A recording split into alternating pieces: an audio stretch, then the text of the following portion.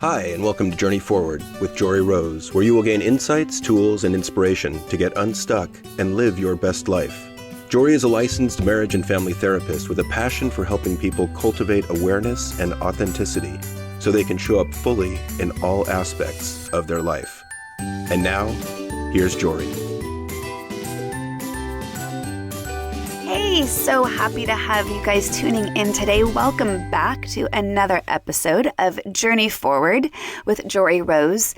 And I hope that you've been finding some great tips and tools and insights and inspirations with this foundation of mindfulness and the framework of how to be open and how to receive to really get unstuck from whatever's not working in your life.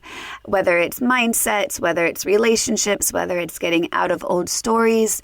And as I continue to evolve in sharing all the things I want to share with you guys and interspersing interviews with amazing experts in the field of wellness and mindfulness, I'm going to continue to share my story because to really allow you to see how I've gotten to where I am today, I really need to continue to paint this picture for you, which went between like the end of 2010, when my light started going on, to the middle of 2014 when I got divorced.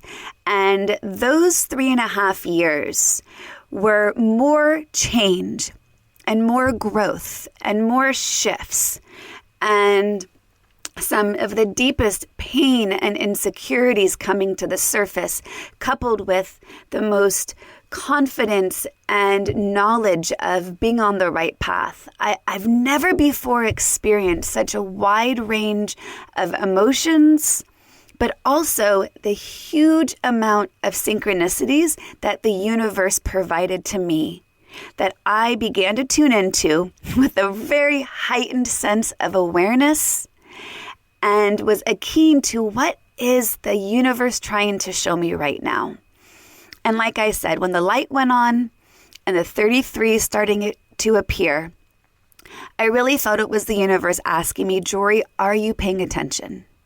Are you slowing down? Are you getting out of your head, out of all those thoughts and shoulds and expectations?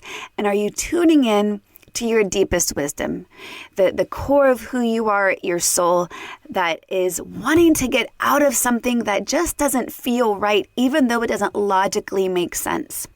I cannot begin to tell you just how often the synchronicities started to occur. And the light and the 33 were the two major ones. However, the story is not yet complete. There are a few major synchronicities that I want to share with you. And even though I said my light's my favorite story and my 33s are my favorite story, actually the one I'm going to share with you now, I think is actually my favorite story. And if it didn't happen to me, I would almost have a hard time believing, again, the synchronicities the universe kept offering. But because I was tuned in, because I was slowing down and listening, and most importantly, I wasn't really afraid of what I was uncovering. Because I find so often the people that I work with will say to me, Joree, I'm afraid that I already know the truth. It's safer to stay stuck. It feels safer to stay in the known, even when it doesn't make us happy, even when we're not content or fulfilled. But yet that often is why we stay stuck, because it is familiar and it is known. So it takes huge amount of courage to listen, and not only listen, but enact upon the messages that we're receiving, and to honor that in such a way that you're willing to step in blind faith into an unknown, but just knowing you're following your heart, you're following your soul, you're following your intuition. And as long as you're doing that, I truly believe it will all work out. Okay, so I'm going to complete this story for a little bit further on. So 2010, my light started going on. Right at the time I realized I was afraid of my light going out, a light kept going on as a reminder to me, my light will not go out. Right after that, I turned 33 and kept seeing the numbers 33 everywhere, which culminated in that license plate I shared with you that I saw at a moment of awareness of asking myself, what am I going to do with my life? And the license plate next to me had my initials and 033 next to it. And I've continued to see that license plate 8 years later, always at moments of significance where I'm in some question of what am I doing or what's the right thing. I see that car. So let me continue the story of what happened after that. Because over the next couple of years, like I said, the universe kept offering me synchronicities that had I not been paying attention, I would not have been able to connect the dots. So I had decided in February of 2011 to go back and get my hours to become a marriage family therapist. That was a synchronicity of contacting my old supervisor and thinking I would have to wait until September for a school internship to start. And it turned out there was an opening. I started the following week. And it was through that internship that I've mentioned in an earlier episode, but it's through that internship that I quickly uncovered or discovered, or it found me, is the practice of mindfulness. And I started taking classes in mindfulness through mindful schools, which I then that summer ended up doing a training in how to be teaching mindfulness to kids in a school setting. So that was in June of 2011. That summer, we were taking a big trip as a family, my husband at the time and my 2 daughters. We were going on a 16-day trip, 4 days in New York City, 12 days in Florida. 7 of the 12 days were with his parents, and 4 of those were on a cruise. And those 12 days in Florida combined the cruise with being at Disney World. So this was a pretty intense trip. And this was at a point in our marriage where things were filled with tension, and, we never fought and we never, didn't get along, but it was just clearly there was tension and some challenges in the relationship. And prior to that trip, I decided to take a road trip with my girls down to LA to see some old friends who had moved. And it was while I was in LA that seemingly out of nowhere, an old friend messaged me on Facebook and said, "How are you doing?" And me striving for that authenticity in my life, I responded by saying, not so good. And explained that there was some challenges in the marriage and feeling like I didn't know if this was the right place for us anymore. And he responded by saying, "Hang in there, peaceful warrior." And I wrote back and said, "Peaceful warrior? I don't know what that is. What are you talking about?" He said, "It's a book. Go look it up." And that was the last I heard from him. And sure enough, the one day I was home from this road trip to LA before leaving on this 16-day vacation, I went and I found the book written by Dan Millman titled The Way of the Peaceful Warrior. And this book was my first entree into spiritual practice. So I had just discovered what mindfulness was just beginning to get into meditation and understand how to integrate that into my life. And the entire 16-day trip, I read The Way of the Peaceful Warrior. And I can picture it perfectly right now as I share this with you. The very last night we're in Florida, I'm lying in the hotel room and I had just finished the book. And I was kind of blown away because it really was adding to my awakening. It was adding to my awareness of understanding the synchronicities that the world offers and how to have spiritual growth. So I'm lying in the bed and I was curious about the author, Dan Millman. I wondered if he was still alive, what he was doing, because this book was written in the 80s. So I look him up and I discover that he actually still leads retreats. And I was amazed. I was so excited. And I looked to see where he led retreats. And it was at the Omega Institute in New York. And as I looked into the Omega Institute, what I discovered was that Jon Kabat-Zinn, who's like the grandfather of mindfulness in the Western world, Jon Kabat-Zinn's really responsible for bringing these practices of mindfulness, this ancient contemplative wisdom practice, into a Western setting, into a secular setting that he brought into actually a medical setting to give tools to people at the University of Massachusetts Hospital who were chronically ill and had disease. And as a side note, through all the research since 1979, the studies keep showing going through mindfulness-based stress reduction will have a great ability on your overall well-being. So people who had chronic pain had a decrease in pain. It's, forming a new relationship to the challenges that you're dealing with. And so therefore, if it's an illness, sometimes the symptoms will lessen. And in extreme cases, they might even reverse. And, the healing of the mind and body. So anyhow, I was looking for Dan Millman. I came upon Omega Institute and I discovered that Jon Kabat-Zinn also leads retreats. And having just had this introduction to MBSR through my mindfulness training, I got so excited because that winter, that February, Jon Kabat-Zinn was offering a 7-day retreat. And I had never been on a retreat before. So here I was in Florida, completely moved by the Dan Millman book. And through that internet research, stumbled upon this retreat that I ended up signing up for, which was going to happen that coming February. Okay, we come home from the trip. Things are still challenged in the relationship, and we were not sure what to do. We were deciding, how do we figure all this out?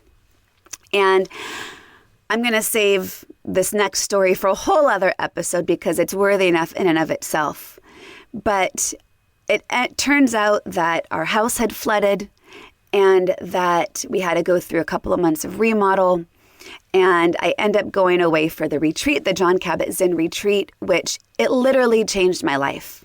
It was the first time being on retreat and understanding the impact and the power of what it is like to immerse into a retreat setting with like-minded people, to delve into the tools of meditation, to have days in silence, which I had never experienced before. And it was amazing. And after coming back from that retreat, wanting to really continue to delve into my practice as a mindfulness teacher, plus also deepening my own practice for my own spiritual growth. And that summer, I signed up to go back to Omega Institute, or through Omega Institute, I should say, rather, to do a mindful schools training. Well, in the midst of those few months, we actually decided to move. That the dream house appeared. Actually, it happened to appear on a street that 10 years earlier, my husband had said, hey, we should keep an eye out on that particular street. And sure enough, more synchronicities, the house in which I had drawn out a picture of what I wanted a house to look like, my husband had found. So we decided to move. And because of the house flooding and the remodel, this move really felt like it could be a new beginning for us. And we had done some repair on the marriage, and the move it came at the perfect time, except it was at the exact time I was supposed to go on that retreat in New York. And I didn't know what to do because I really didn't want to miss out on that retreat. But I also knew the right thing for me to do was to stay home, to get settled, to create this new home together. And, what more better practice in mindfulness is to have non-attachment to the outcome and to allow whatever's arising to exist. So not having an attachment to the retreat, allowing the arising of this move and allowing this as an opportunity to really become settled. So I ended up with some flight credits on the airlines because I canceled the flight. Okay, so now that continues to move forward. I'm home that summer. This is the summer of 2012. Ironically, our new house had another flood, but I'll do a whole episode on my house's flooding, because those are just, again, the universe signs as I see it.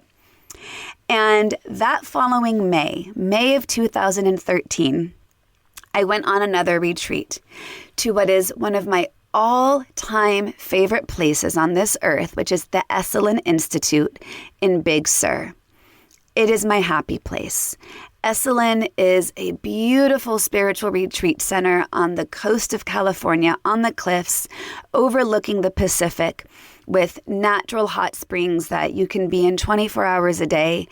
And the weekend I was there was, again, another life-changing experience for me.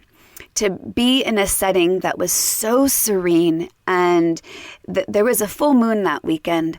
And it's actually said to be the Buddha's moon because it was supposedly the moon that the Buddha was born and died under. And every time I'd go on these retreats, there is a quote by Anai Nin, which completely spoke to me. And the quote says, "I must be a mermaid. I have no fear of great depths, but I have great fear of shallow living." And that would be my experience on retreat. I'd be there, I'd go deep, I'd get into my soul, I'd get into practice. I would begin to have an easier time letting go of my thoughts and the shoulds and the expectations. And I would have an easier time tuning into my heart and my self-compassion, practicing loving kindness, gaining tools in mindfulness and meditation, and just meeting amazing like-minded people who shared a vision for creating a life in which there's integration of these tools. So it was always very hard for me because I'd go deep, and then when I'd come back home, I had to rise back up to the surface, what felt like a little superficiality and just more surface level living. So I met some people on this retreat, because you kind of tend to find people who will go on the retreat circuit. And those who lived back east, and it reminded me of the Omega Institute.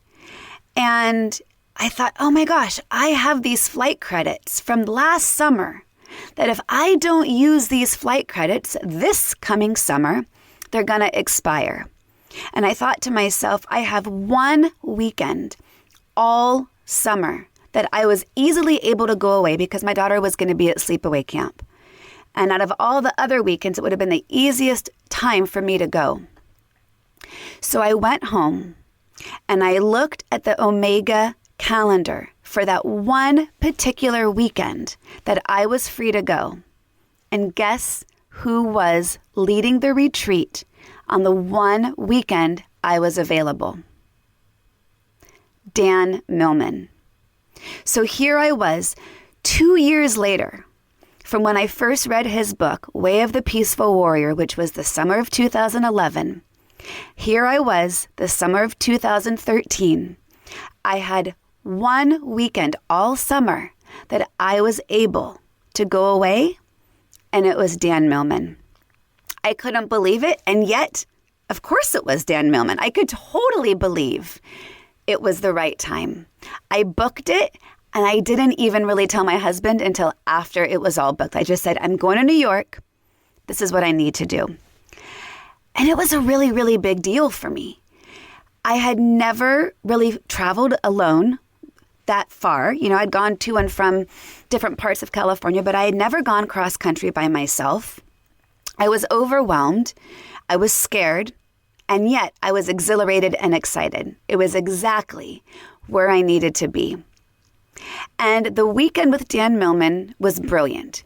It was how to cultivate the peaceful, compassionate heart while tapping into your warrior spirit. So it was highlighting his book and going into the tools and how to create space for both of those parts of us, the compassionate and the warrior. And the first part of the weekend was the peaceful, compassionate heart. And Sunday morning was our warrior training. So what did that mean? Well, Dan Millman has had a lifetime in martial arts. So he taught us a martial arts routine. And part of that martial arts is embracing and stepping into a warrior stance. You know, if you can picture a warrior stance where your legs are spread, you know, with one in front of the other, slightly offset of center, so you're very balanced in your core, and your posture is one of readiness and openness. If you think of martial arts, someone who is holding a stance or a posture ready to fight. But it's not being aggressive. It's about being assertive. It's using your power, having that energetic stance to own your sacred ground. So here we were on a Sunday morning in July in upstate New York, being taught a martial arts routine by Dan Millman, which he then put on a Lionel Richie song.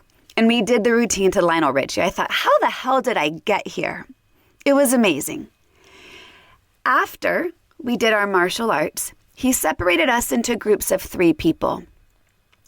And one of us had to stand about, 10 or 15 feet across from the other. And the third person was in the middle, kind of off to the side. And if I see my friend across the room, 10 or 15 feet away, this is as if he said, your long-lost friend that you were going to go embrace after not having seen. And he guided us to start walking towards that person. And halfway through, the person in the middle would throw their arm out, blocking us across the chest, preventing us from getting to where we wanted to be, to reach this other person. And we had to go through this exercise a couple of times, where that person in the middle would stop us and we'd have to go back and start again. And we'd start walking again and the person would throw their arm out, blocking us from getting to our desired friend. And it would stop us and we'd have to go back and start again. And the third time, as that person put their arm out and blocked us, we would use our assertive warrior energy, push past them to achieve our desired goal, to reach our friend. And through this exercise, he told us that the person in the middle who kept throwing their arm out, preventing us from getting to where we wanted to be, represented self-doubt. And so often we have self-doubt stop us, and it prevents us from moving us forward, and we get stuck. But eventually we decide that we are stronger than self-doubt and we're not going to let it win. And we get to our goal. It was pretty powerful as an exercise. So each of us had to rotate through the 3 roles to experience what it was like to be each of the different parts.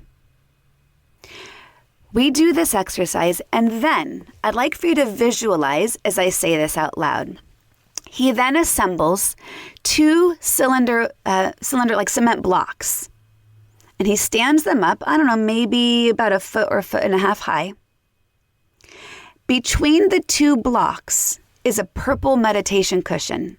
The 2 blocks are maybe only 12 inches apart. So just the space of a meditation cushion to go in between them on the floor.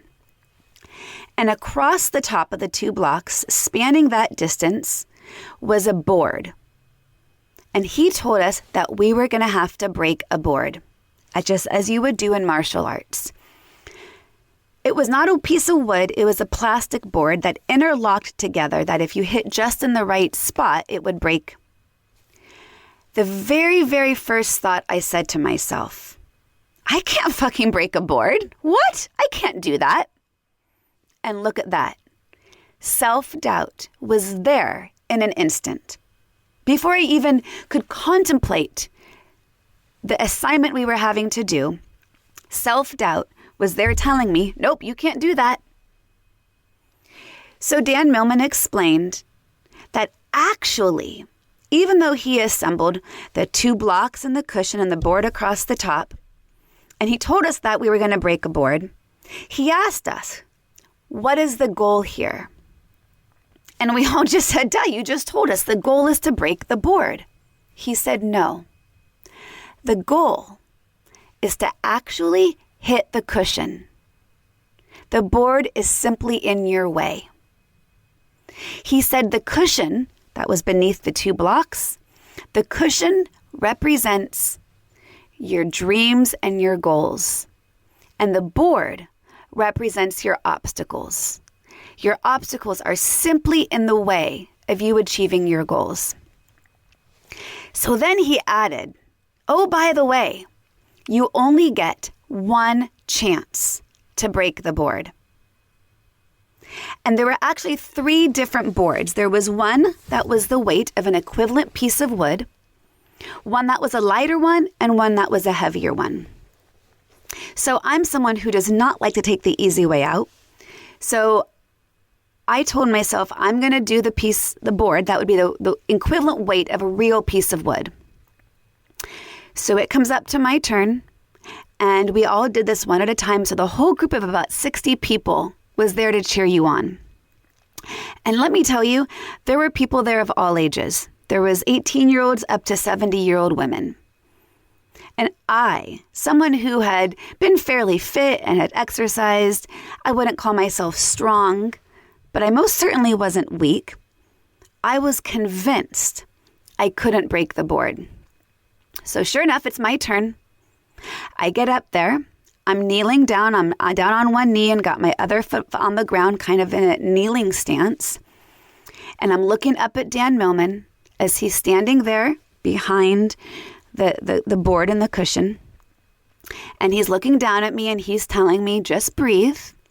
And he's showing me on the part of the hand, on the side of, like the meaty part under your pinky, on the side of your palm, where to hit it. And he guided me through the process. My entire focus, my energetic and my visual focus was on the board, while my mind was spinning with the thought, I can't do this. So I counted it down. I took my deep breath. I raised my hand up in the air and I brought it down, and I did not break the board. I was so full of shame. I was so full of embarrassment. And yet I was like, see, told you so. I told you couldn't break it. And there you go. You didn't break it. And I walked away really embarrassed and mostly feeling shameful, because in a group of about 60 people, I think there might have been only 4 of us that did not break it. And Dan Millman told us we only got one chance. So after everyone went, he said to the group, okay, raise your hand if you did not break it. And of course, embarrassingly, I had to raise my hand. He said, okay, I'm going to give you one more chance. So I got up there again, and I had to decide, was I going to go for the easier board that would give me a much more likelihood of breaking? Or was I going to go for the one that I started off with, the one that was the real weight of an equivalent piece of wood? What would you do? Well, I'll tell you what I did. I told you, I don't like taking the easy way out with things. So I chose to stick with the original board that I started off with. If I'm going to do it, I'm going to do it. No easy way out. I get up there again. I'm kneeling down in front of Dan Millman. Of course, the self-doubt's even bigger because I've already proven the fact that I can't do it. And I look up at Dan, and he tells me to breathe. And I realize in that moment 2 things that I did wrong the first time, aside from the self-doubt belief that I had had. One was I hit with the wrong part of my hand. I actually hit with my pinky, which my poor little pinky nail turned bright blue because all the blood flowed up to the top of my finger. So I did not hit with the proper part of my hand. But more importantly, my focus was on the board. So as I was kneeling there the second time, looking up at Dan Millman as he's guiding me to breathe and to focus, I made a mental shift. And that mental shift was that I decided to focus all of my visual and emotional and mental and spiritual energy from the board to the cushion. And I took my deep breath and I raised my hand up, and I smacked through that board so hard, and my hand hit that purple cushion, and I let out a huge woohoo! I did it. I had broken through my biggest obstacle, which was believing I couldn't do it. And I did it. And that moment, that breaking of the board and smacking my hand into that cushion, I can tell you, was my single most life-defining moment. That moment is when I realized it was entirely up to me. my success, whatever I did, the outcome of my relationship was all going to be focused on, am I focusing on the obstacles or am I focusing on the goals? And because I had broken through the obstacle, I no longer could use it as an excuse of I can't do it because these obstacles are in my way. That's why it was so life-defining, because I had lived behind the belief of I can't do that. That's too hard. Oh, that's really scary. Or there's a huge obstacle of self-doubt in my way. But when I broke through that board, I realized the pattern of allowing the obstacles to prevent me from getting to my goals, to my dreams, to whatever it was. And it was in that moment of I realized, oh shit, I actually don't think this marriage is going to work out. Because I was allowing so much doubt and fear to prevent me from tuning into really deeply that I wanted something different. I didn't even know what that was. And I have since kind of used this breaking of the board as a metaphor in working with clients, and I've done writing about it. I've led classes on this. So I want to leave you with the question. And if you are journaling any of these things, if you are liking to reflect on them as a form of meditation, I ask you this question. What's your board? What's your cushion?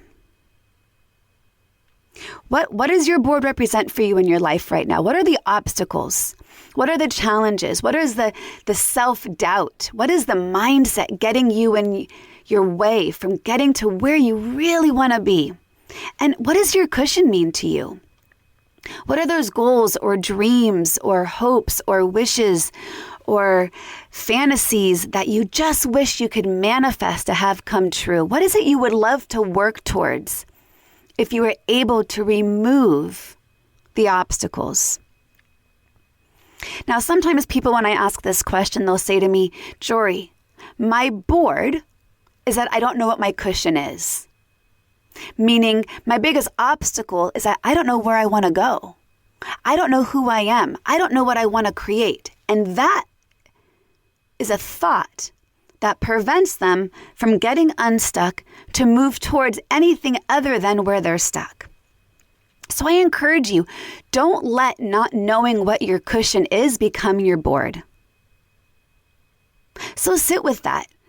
This, to this day, is still the most single life-defining moment of my breakthrough, when I realized whether or not I was going to push through is entirely up to me, that the obstacles were within my power and control to embrace my warrior spirit and to push through. So thanks you guys for listening. And again, I really encourage you to really think about and meditate on what's your board, what's your cushion. To continue your journey forward, find Joree Rose on Facebook and Instagram to become part of her growing community. You can also gain access to her meditations, books, online classes, or to sign up for an upcoming retreat, visit her at joreerose.com. That's JOREEROSE.com.